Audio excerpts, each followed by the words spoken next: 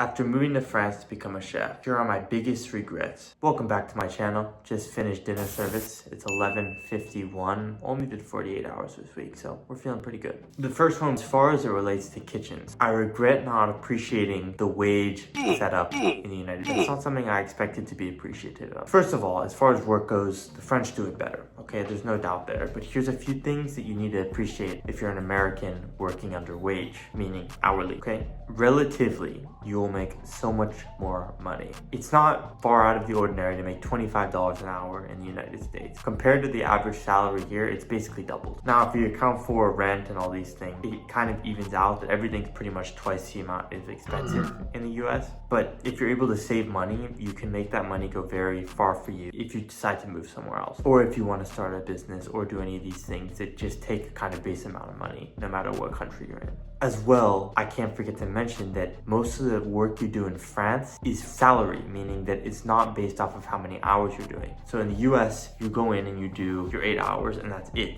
In France, it's a little different. It's about the work you need to complete in a day. So for me, the amount of work I do each week changes, especially as a chef. A lot of it depends on solely just getting the job that I need to done and then I can go home. Now, this is great. This is how you should run a kitchen. I 100% agree with it. But in the United States, you're allowed to do a little bit more outside of work. So if you're a chef and you're coming up and you really want to learn, put your 8 hours in at whatever job you have. But then after, almost more importantly, what you're going to do is have almost 8 hours left in the day to further develop your skills and further develop extracurricular abilities. This is huge, huge. So whether that is getting time in a garden, cooking your own food, that is so important and huge, especially for my growth as a chef. Cooking my own food puts me ahead of a lot of people as far as creative ability goes, because I haven't just been spending my whole time creating other people's food. I get to make my own food and then apply that into menu creation, right?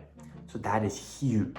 Again, I would have it no other way. The French way is the best, and having everyone on salary, because simply it allows for more success in the kitchen and you can get your job done and get your job done properly, and it creates a completely smooth operation, not only for the restaurant, but for yourself and for your station. For me, I would rather do my job in 10 hours properly than in 8 hours rushing to get everything done. That causes a mistake that inevitably loses you credibility, credentials, and Michelin stars and all of these things because you're rushing everything. Produce needs to be attended with love and care. It's that simple. And that just goes to show that the Michelin star kitchen, you can't really just be in there working just to make money. There's a greater appreciation that comes with working in a very nice kitchen. You're sacrificing a certain part of yourself, whether you want to look at it monetarily or from a perspective of how much you can do on the side. Because I'm on salary, I don't have a lot of time to cook personally anymore. I still get it done, of course, but that's something to keep in mind for sure. Working at a 3 Michelin star restaurant is not like a job. It's like a university experience where you get paid. You're really there to take in everything that's happening.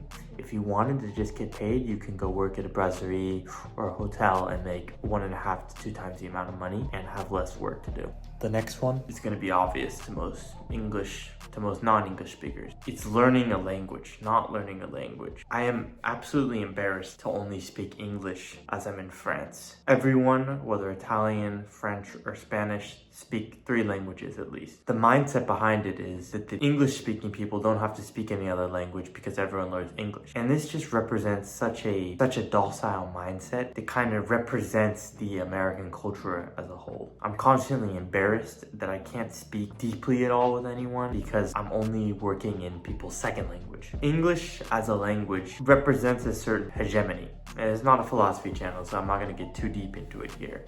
But English as a language in many senses represents the bad part of Western society, and everyone learns English because you're supposed to be a part of this global economy, i.e. Global consumerism, right?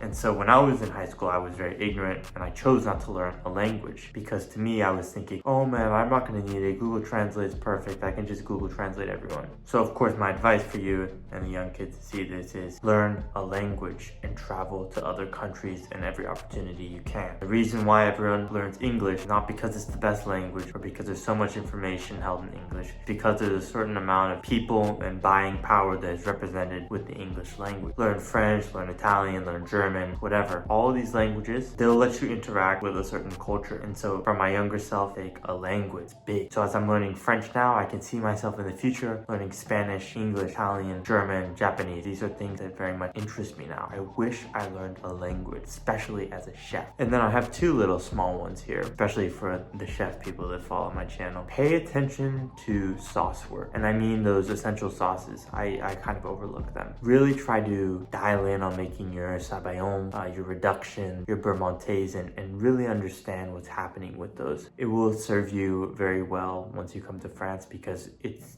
just it's very common to be used. You're gonna learn how to do it in every restaurant you go to, but it's a nice skill to have for sure, to really understand, you know, hollandaise, sabayon, etc. And then another kind of extraneous one would be reading more fiction books. I read a lot of philosophy books and I really wish I read more fiction because it's absolutely beautiful here in the south of France, and I'm so happy to enjoy the sunset every single day and sunrise.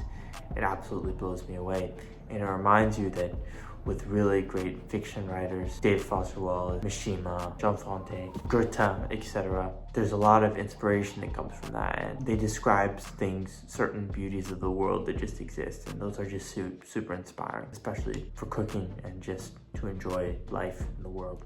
I'm trying a different style video this week. Next week, we're going to talk about getting rid of your phone to double your productivity. This is something I did a while ago, and I think a lot of you will enjoy it. If you like this, let me know, subscribe, and like. Thank you for spending this time with me after service. See you next time.